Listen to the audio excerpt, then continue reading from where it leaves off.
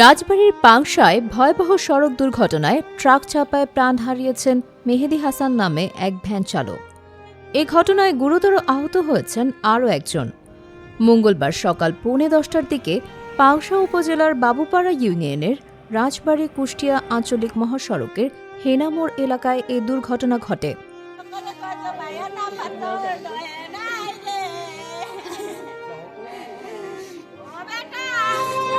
নিহত মেহেদী হাসান উপজেলার বাবুপাড়া ইউনিয়নের বাবুপাড়া গ্রামের মোহাম্মদ রিয়াজউদ্দিনের ছেলে। দুর্ঘটনায় গুরুতর আহত হয়েছেন আব্দুর রাজ্জাক।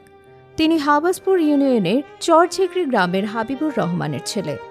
নিহত ও আহত দুজনই ব্রিটিশ আমেরিকান টোবাকো বিএটি কোম্পানির কর্মী।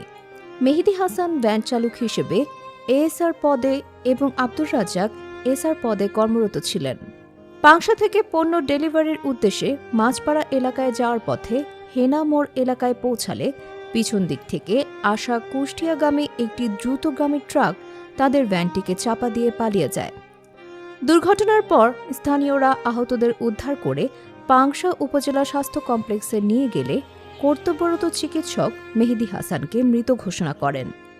গুরুতর আহত আব্দুর রাজ্জাক বর্তমানে হাসপাতালে চিকিৎসাধীন রয়েছেন। পাংশা হাইওয়ে থানার ওসি মাকসুদুর রহমান মুরাদ জানান, দুর্ঘটনার পর পুলিশ দ্রুত ঘটনাস্থল পরিদর্শন করেছে। নিহতের পরিবারের অভিযোগের ভিত্তিতে আইনানুগ ব্যবস্থা নেওয়া হবে। একই সঙ্গে ঘাতক ট্রাক শনাক্ত ও আটক করতে অভিযান চলছে। এদিকে এই দুর্ঘটনায় নিহতের পরিবারের শোকের মাতম চলছে। স্বজনের আহাজারিতে ভারী হয়ে উঠেছে চারপাশ।